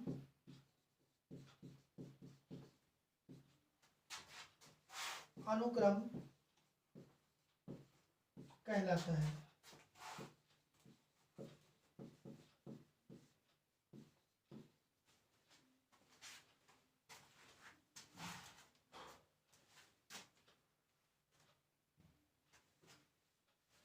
समझ गए? अनुक्रम की सीमा यदि परिमित रूप से फाइनाइटली एग्जिस्ट करती है तो आप कहते हो कि अनुक्रम है वो अभिसारी अनुक्रम है, कन्वर्जेंट सीक्वेंस है। इसको अर्थात आप कह सकते हो कि जो अनुक्रम एक्स है इसकी जो सीमा है, सीमा को आप लिमिट की फॉर्म में ऐसे दिखाते हो, ठीक है ना। ये परिमित होनी चाहिए, परिमित होनी चाहिए।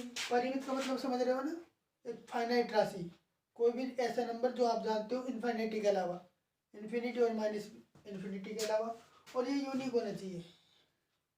यूनिक मतलब अद्वितीय, मतलब एक ही नंबर होना चाहिए। ऐसा नहीं है कि 2-3 आप जबरदस्ती लेके आ गए, ऐसा नहीं है। इसको मान लेते हैं कोई भी पॉइंट एक अल्फा जो कि एक परिमित राशि है, तो आप यहाँ पर ये कह सकते हो कि अल्फा अनुक्रम एक्स एन अल्फा को अभिसृत होता है। आप यदि अनुक्रम अभिसारी है, ठीक है ना, और किस पॉइंट पर अभिसारी हो रहा है, अल्फा पे, तो आप कहोगे कि अनुक्रम एक्स एन अल्फा को अभिसृत होता है। किसको अभिसृत होता है, अल्फा को। देखिए अनुक्रम एक्स एन यहाँ पर आता है, अनुक्रम एक्स एन अल्फा को अभिसृत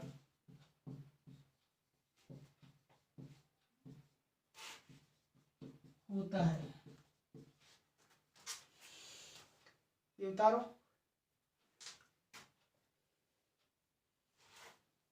क्या टाइम हो गया,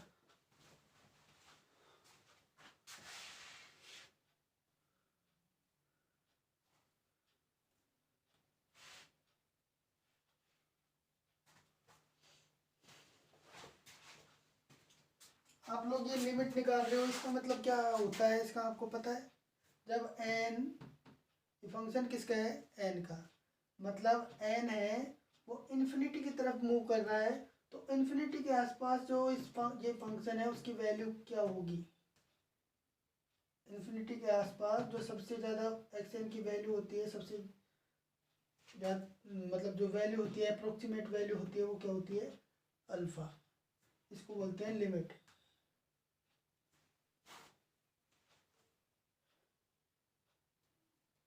इन्फिनिटी पे आप एग्जैक्ट वैल्यू तो फंक्शन की बता नहीं सकते, अप्रोक्सीमेट ही बताओगे, समझ गए ना। अच्छा ये उतार लिया, मिटाते हैं इसको। नंबर सेकंड है अपसारी अनुक्रम। आज बस यही पढ़ेंगे, फिर कल नेक्स्ट अपन एक थ्योरम प्रूव करेंगे। थ्योरम भी आज लिखवा देंगे आप लोगों को। देखिए अपसारी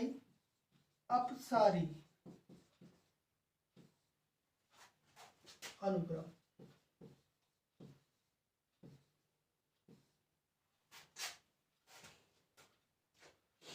अपसारी अनुक्रम क्या होता है, जिसकी सीमा परिमित राशि नहीं है, वो कहलाता है अपसारी अनुक्रम। कहाँ गए टॉपिक्स,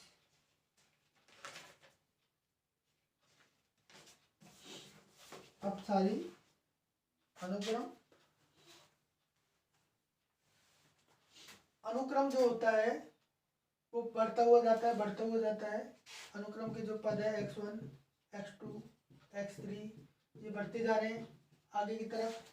तो जो लिमिट क्या कह रही है कि इन्फिनिटी की तरफ जाता है, तो जो वैल्यू आनी चाहिए वो क्या आनी चाहिए, फाइनाइट आनी चाहिए। एंड जब इन्फिनिटी की ओर जा रहा है तो उसकी लिमिट है। लिमिट निकालने का मतलब यही है कि इन्फिनिटी की ओर जाने पर जो फंक्शन की अप्रोक्सीमेट वैल्यू आ रही है वो क्या आ रही है, समझ गए बात को। मतलब क्या हो रहा है कि फंक्शन, अब मैं अभिसारी के बारे में बता रहा हूँ, फंक्शन की लिमिट एग्जिस्ट कर रही है, सीमा एग्जिस्ट कर रही है। एग्जिस्ट मतलब विद्यमान, एग्जिस्ट कर रही है। इसका मतलब फंक्शन कहीं पे जाके आकर के बाउंडेड है। बाउंडेड का मतलब मैंने बता दिया कि आगे से कहीं से परिबद्ध है, तभी उसकी सीमा एग्जिस्ट कर रही है, ठीक है ना। अब देखिए मैंने क्या लिखा था, अपसारी अनुक्रम। अपसारी अनुक्रम की जो सीम क्या होता है वो देखिए, डाइवर्जेंट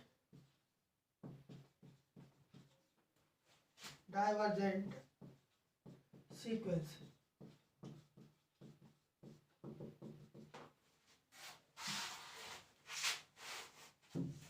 इसकी डेफिनेशन और लिख लीजिए, अनुक्रम एक्स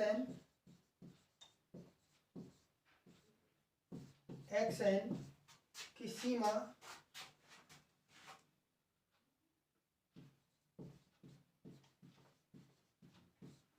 यदि अनुक्रम xn की सीमा परिमित रूप से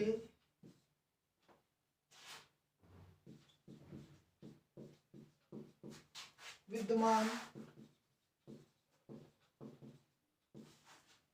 नहीं है तब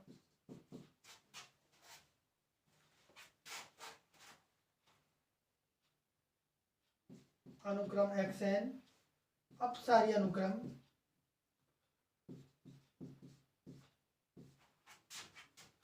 कहलाता है।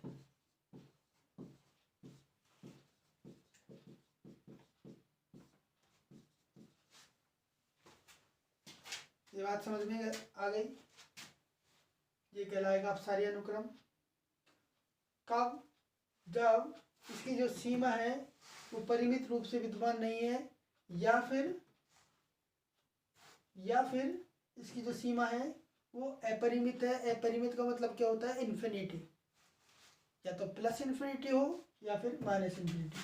अर्थात आप लिख सकते हो इसकी जो सीमा है limit n tending to infinity xn equals to या तो हो प्लस इन्फिनिटी या हो माइनस इन्फिनिटी।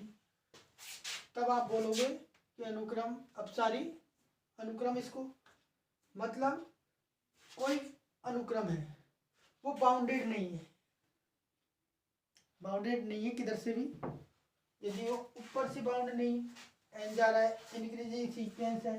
चलो ये चीज़ें अपन बाद में बताएंगे, थ्योरम वगैरह करेंगे तब। अभी तो सिर्फ आप ये समझो, यदि उसकी अनुक्रम की जो सीमा है वो प्लस इन्फिनिटी या फिर माइनस इन्फिनिटी है तो वो अपसारी अनुक्रम कहलाता है। ये उतार लीजिए, बाद में बताएंगे और सारी चीज़ें, जब तो आपको थ्योरम प्रूव कराएंगे तब।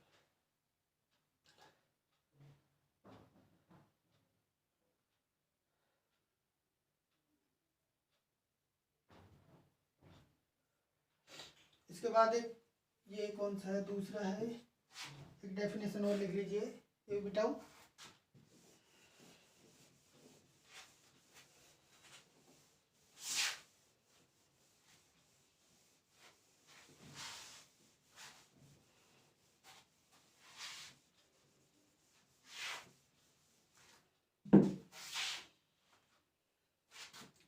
देखिए नेक्स्ट है आपका थर्ड। कोई भी अनुक्रम है वो या तो अभिसारी होगा या फिर अभिसारी होगा। यदि अभिसारी और अपसारी दोनों में से कोई भी नहीं है तो वो तीसरा पक्का क्या होगा? दोलनीय अनुक्रम। वो या तो कभी प्लस इन्फिनिटी जा रहा है, कभी माइनस इन्फिनिटी जा रहा है, जो ना तो परिमित है ना अपरिमित है, क्या होगा? ये दोलनीय अनुक्रम। मतलब जिसकी कोई सीमा ही एग्जिस्ट नहीं करती वो दोलनीय अनुक्रम कहलाता है। क्लियर बात हो गई ना? या तो जो अनुक्रम है उसकी सीमा एग्जिस्ट कर रही है, तो वो अनुक्रम या तो अभिसारी होगा या फिर अपसारी होगा। एग्जिस्ट कैसे करती है? वो या तो परिमित है या फिर अपरिमित है, कुछ ना कुछ तो है। लेकिन दोलनीय अनुक्रम के अंदर तो पता ही नहीं, उसकी सीमा ही एग्जिस्ट नहीं कर रही, तो वो क्या हो जाता है? दोलनीय अनुक्रम। ऑस्किलेटरी दोलनी अनुक्रम, ऑस्किलेटरी OSCI LLOTARY LATORY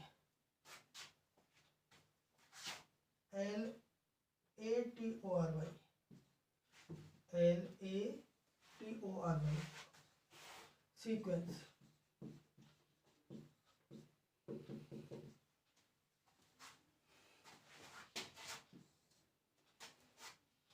अभी देखिए आप लोग मेरे सामने नहीं हो, लेकिन मुझको फील करके वैसे पढ़ाना पड़ रहा है आप लोगों को कि आप मेरे सामने ही बैठे हो, फिर मैं पढ़ा रहा हूँ।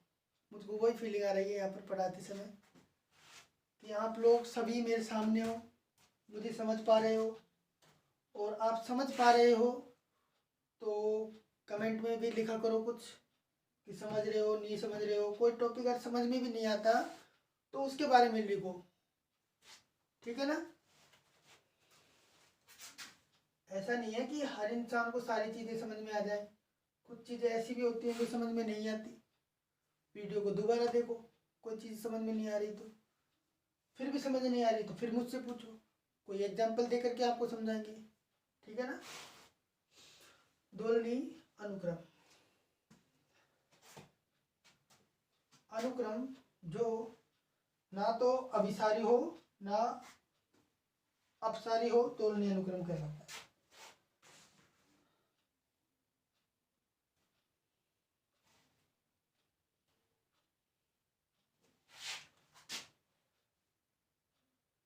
अनुक्रम xn, या फिर लिखो आप जो अनुक्रम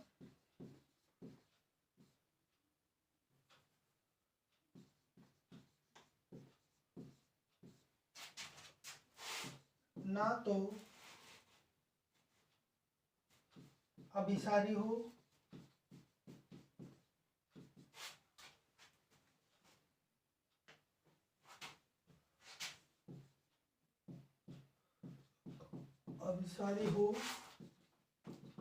और ना ही अपसारी हो,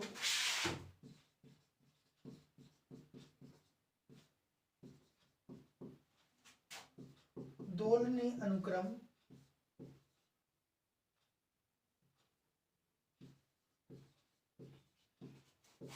कहलाता है।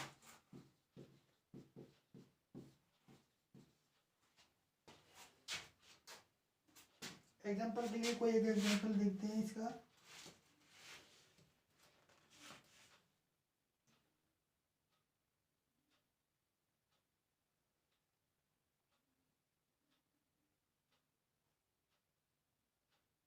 देखिए, -1 की पावर n अपॉन, हाँ, -1 की पावर n इंटू n, ये आपको कोई एक अनुक्रम दिया हुआ है। इसके लिए आप देखिए, ये अनुक्रम दोलनी अनुक्रम है। जैसे ही आप इसको इन्फिनिटी की तरफ ले जाइए, इन्फिनिटी की तरफ आप ले जाते हो तो ये क्या आएगा, आप एक्सपेंड करके देखो इसको, एक बार एक्सपेंशन करके देखो इसका, क्या आएगा, -1 -2, नहीं, -1 +2 -3 +4, ऐसे चलता चला जाएगा। एक बार माइनस और एक बार प्लस। जब आप n को इन्फिनिटी की तरफ ले जाओगे, मतलब अनुक्रम के nवें पद की तरफ जाते हो, तो आप देखोगे कि कभी प्लस की तरफ इन्फिनिटी की ओर जा रहा है, कभी माइनस की तरफ इन्फिनिटी की ओर जा रहा है, मतलब दोनों तरफ जा रहा है। इसका मतलब ये क्या हो गया, दोगला व्यवहार कर रहा है, मतलब दोलनी अनुक्रम है।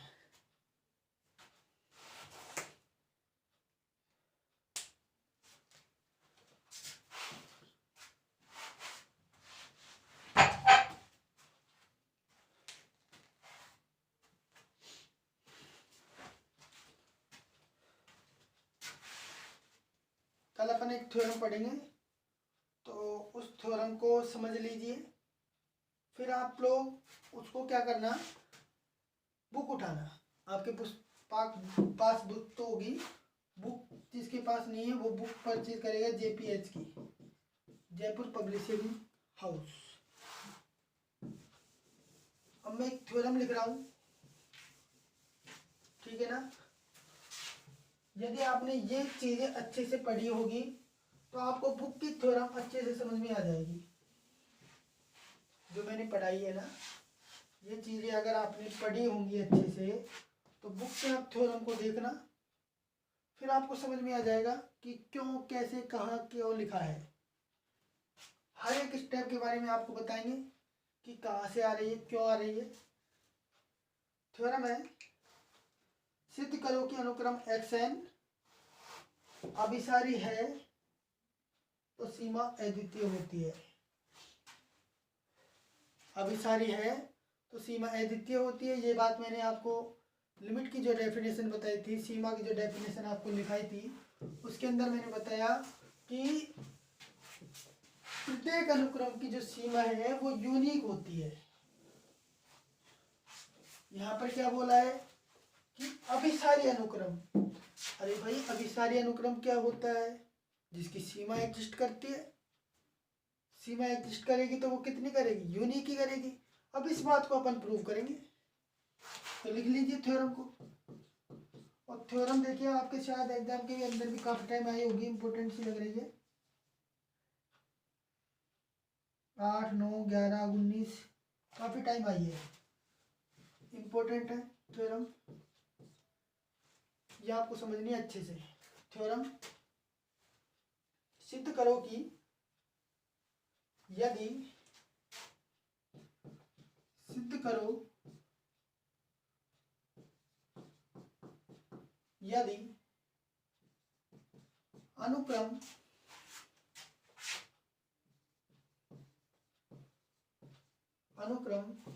xn अभिसारी अनुक्रम है, अनुक्रम xn अभिसारी है,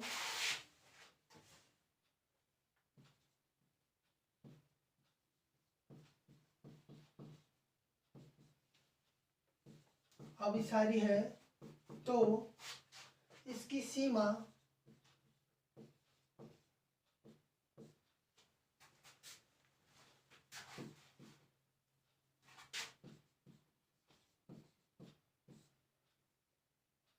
अद्वितीय होगी। अद्वितीय का मतलब यूनिक होगी, ये आपको प्रूव करना है। समझ गए थ्योरम को? अनुक्रम क्या है? अभिसारी है। आपको सबसे पहले ये मानना है कि आपका ये अनुक्रम है, ये अनुक्रम क्या है? अभिसारी है। फिर आपको ये प्रूव करना है कि इस अनुक्रम की जो सीमा है वो अद्वितीय होगी। अब देखिए ये अभिसारी अनुक्रम है, तो इसकी जो सीमा है वो एक परिमित राशि होगी। तो आप परिमित राशि कोई भी एक अल्फा मान सकते हो। सीमा क्या बोल रही है कि सीमा अद्वितीय है। अद्वितीय है के लिए आप यदि संभव हो तो आप ये लेकर के चलो कि अल्फा और बीटा कोई दो इसकी क्या है? सीमा है। अब ये कोई दो भिन्न भिन्न सीमा है, आप ये मांग करके चलते हो। भिन्न भिन्न सीमा आप कैसे बताओगे?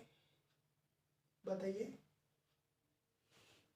यदि इन दोनों का बीच का जो डिफरेंस है वो यदि ग्रेटर देन 0 है तो आप कह दोगे कि ये क्या है? ग्रेटर देन 0 या फिर लेस देन 0 जो भी है, तो आप कह दोगे कि ये दोनों एलिमेंट है वो क्या है? अलग अलग है।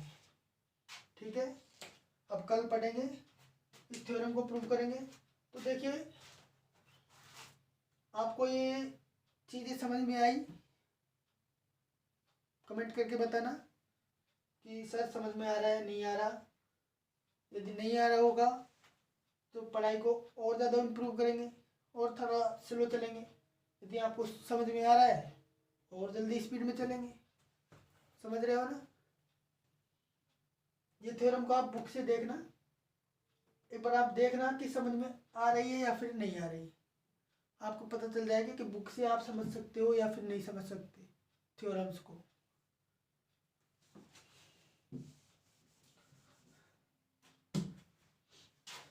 इंटरेस्ट लेकर के पढ़ोगे, काफ़ी आसान है, ये कोई ज़्यादा मुश्किल नहीं है। एक एक चीज़ को बताएंगे क्या क्या हो रहा है, एक एक स्टेप को देखेंगे कैसे आ रहा है, कहाँ से आ रहा है, क्यों आ रहा है। थ्योरम के अंदर आपको दो ही चीज़ें याद रखनी होगी, एक तो डेफिनेशन और दूसरा क्या मानना है क्या लाना है। जो लाना है वो आपको थ्योरम के अंदर दिया होगा, मानना है वो आपको याद रखना है। यदि आपने मान लिया तो स्टेप वाइज चलेंगे ऑटोमेटिक थ्योरम। ठीक है,